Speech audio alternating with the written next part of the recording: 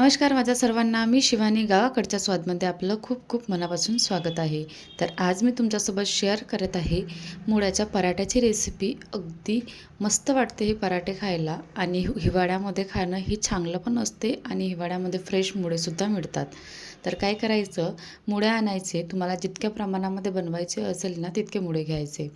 तर यामध्ये मी 2 मुळे घेतलेले आहे आणि अगोदर काय करायचं की त्याला स्वच्छपणे धुवून घ्यायचं आणि त्याची अशी साल ना काढून घ्यायची आहे. कारण की यावर थोडीशी ना माती राहते चिपकलेली, तर ती एकतर तुम्ही ब्रशनी काढू शकता किंवा अशा प्रकारे साल काढली ना तर इझिली सगळं साफ होऊन जाते. नंतर काय करायचं, याला किसून घ्यायचं आहे छानपैकी.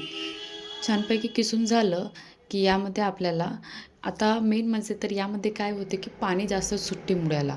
तर यामध्ये पाणी जास्त सुटते ना तर आपल्याला याचं अगोदर पाणी काढायचं आहे. तर पाणी पूर्णपणे काढण्यासाठी यामध्ये थोडंसं मीठ टाकायचं आणि याला 5-10 मिनटं झाकून असं ठेवून द्यायचं.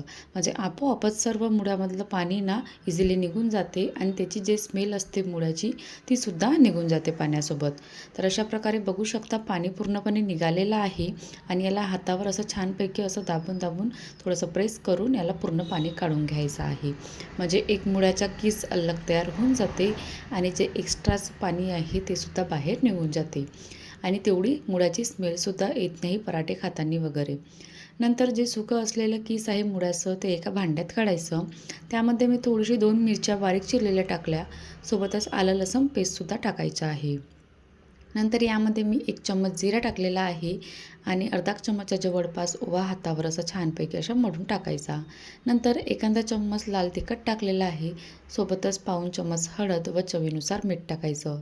यामध्ये मीठ अगोदर आपण टाकलं होतं म्हणून आता थोडंसं कमी टाकायचं आणि आणखी छान वाटण्यासाठी यामध्ये मी थोडंसं कोथिंबीर, सोबतच 2 चम्मचच्या जवळपास बेसन घेतलेलं आहे आणि 1 चम्मच गव्हाचं पीठ टाकलेलं आहे आणि सोबतच थोडंसं तेल टाकायचं आहे आणि मी एक्स्ट्राचं कणकीचं पीठ म्हणजे गव्हाचं पीठ याच्यासाठी घेतलेलं आहे की सपोज बॅटर आपलंवालं जे म्हणजे कणकीचा गोळा आहे, सॉरी मुळ्याचा गोळा आहे, तो बनवायला थोडासा ढिला झाला की आपल्याला थोडा टाकता येईल बा. तर गरजेनुसार टाकायचा तो. तर मी यामध्ये नंतर आणखी 2 चम्मचच्या जवळपास गव्हाचं पीठ टाकलेलं होतं आणि अगदी थोडं थोडं पाणी टाकायचं. जास्त पाणी लागत नाही, फक्त 2 चम्मचच्या जवळपास पाणी लागते, 2 किंवा 3 चम्मच. नंतर गोळा तयार करून घ्यायचा. तर हा गोळा काय होते की हाताला चिपकते थोडासा, म्हणजे असं चिकटसर हात पूर्ण होऊन जाते. तर यामध्ये थोडंसं तेल लावलं ना की इझिली आपल्याला हा डो तयार करता येते. नंतर आपल्याला काय करायचं, हात धुवून घ्यायचा आहे आणि तवा गरम करायला ठेवून द्यायचा आहे. सोबतच नंतर छोटे छोटे पोळी इतके पराठे इतके गोळे करायचे आणि याला आपल्याला पोळीसारखं लाटून घ्यायचं आहे. पण खूप जास्त पातळ नाही लाटायचं, नाहीतर ते चिपकून जाते.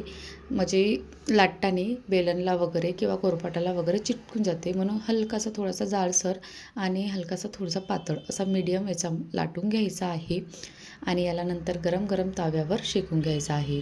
तुम्ही तेल किंवा तूप लावू शकता आणि हे पराठे छानपैकी असे अलटवत पलटवत शेकू शकता.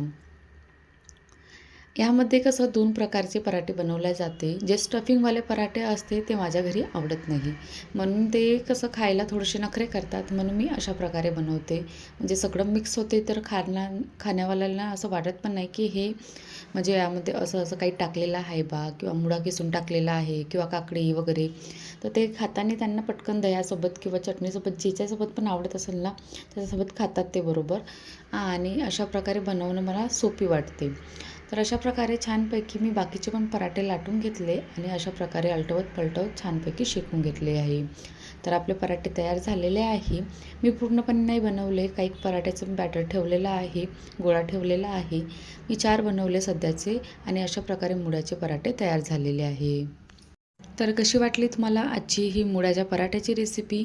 आवडली असेल तर बनवून बघा आणि माझ्या चॅनलला सबस्क्राईब करायला विसरू नका. अशाच रेसिपी बघत राहा, एन्जॉय करत राहा.